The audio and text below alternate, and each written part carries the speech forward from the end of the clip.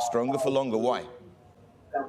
Well, I mean, what we've been saying for a while, you've got two forces coming together. One, the global economy is still cooling, and increasingly, we're thinking about what the Fed could be doing next. I mean, we just had the interview. Are they going to be tapering faster or not? When's the liftoff going to be happening? But it's these combination of the forces coming together which are propelling the dollar higher. Now, yeah, it's been going faster than what we thought, but still, I think the message is the same. It should be resilient. How do you manage the currency risk then, Paul, at a time when you have falling treasury prices and even hedging costs are getting a bit higher now? Oh, look, I think that it's a fast-moving market. You know, we've had a lot of low levels of volatility for some time, and things are beginning to heat up. But again, for the right reasons, because there is this big event risk in the not-too-distant future about what the Fed could be signaling next, not only with its growth and inflation forecasts, but the dots, and as I said, about the outlook for interest rates. So I suspect that, you know, with this type of volatility becoming more heightened, then the hedging flows could become a lot more intense. Now, look, I mean, still at the end of the day, the hedging costs for most major currencies are still fairly low, whether it's for the U.S. versus the Japanese yen or something like that. But you have to think about into the future. 1 year from now, those costs are going to change, and it's going to become more expensive probably to be hedging dollar-denominated assets for portfolio managers, as an example. So are you buying the idea that what we're seeing in this knee-jerk reaction with this renomination of Powell, that it's going to speed up the taper in order for them to hike rates a bit sooner, as early as June now, that the market is pricing in? Well, our view is actually the tapering is going to end in June. So I also think that Governor Bostic's comments just a few moments ago were quite interesting. I mean, he certainly sounded like he's open to tapering faster than some of the other Fed members, but on the other hand, you still want to see how the data plays out. Could there still be some downside surprises in some of the employment numbers? So I think that a number of the Fed members still want to see the evidence first before really pivoting into this hawkish stance. I mean, no question the language has changed. I mean, even from Chair Powell, this idea about transitory doesn't seem to be popping up in his comments as much as it did in previous months. But as I said, look, I think that the jury is still a little bit out here. Perhaps the market is jumping the gun on a knee-jerk basis, but it doesn't change our message. We still think that the dollar, as I said, is going to be fairly healthy versus most major currencies next year. Paul, by even the Federal Reserve's admission, they said they're going to be behind the curve. The question is, how far behind the curve do they actually want to be, and do they fall back to a point when they're so far behind they can't catch up?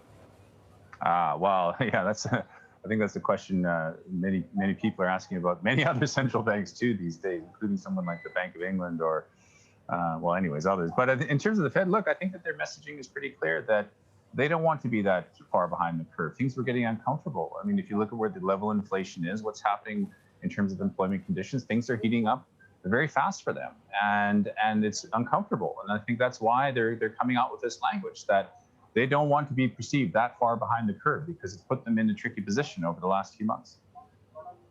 Yeah, the debate continues here, Paul, about when we're going to see the renminbi and the dollar continue to diverge. How is that likely going to play out in the next coming weeks or months? Well, I mean, I think you're right that there has been this divergence, because what you've seen over the last few years is that there's been more of a tendency for dollar CNY to track what the broader dollar is doing, or say the DXY, and that's been breaking down as you're referencing over the last few months. You know, I don't think that's going to last. I think that when you're having this growth divergence happening, you're thinking about the changing outlook for the Fed. The bigger dollar is seen getting stronger or staying very strong. These are all forces that I think eventually will cause the renminbi to weaken. But you know, the offset to that is that the inflows are still quite strong. I mean, it's pretty well flagged when you're thinking about the current account, you're thinking about portfolio inflows. But ultimately, if the growth story just continues to sag, then I do think that things will change, and this currency can weaken. So we haven't changed our long-standing view that some cyclical depreciation is very much warranted for the renminbi. Paul, I mean, whose shoes would you rather be in, the PBOCs or the Federal Reserves? We've been through what the Fed's facing up to, but have a look at the PBOC. I mean, we've got growth dropping back to levels not seen since the 1990s, if we exclude last year. We've got this appreciating currency down to huge trade surpluses. On top of that, rampant factory gate price increases. They're all sort of requiring contradictory policy responses. Well, on the one hand, though, I mean, PBOC, if you look at inflation itself, CPI, it's running quite low. So this is, I mean, there is some comfort there. I know what you're saying with regards to PPI, those pressures are very, very high. But perhaps that can actually begin to wash out later next year if some favorable base effects happen. I think where the degree of being uncomfortable right now has actually been sitting with the Fed. You know, I think politically too, in terms of how things are developing in Washington and people are talking about inflation so much.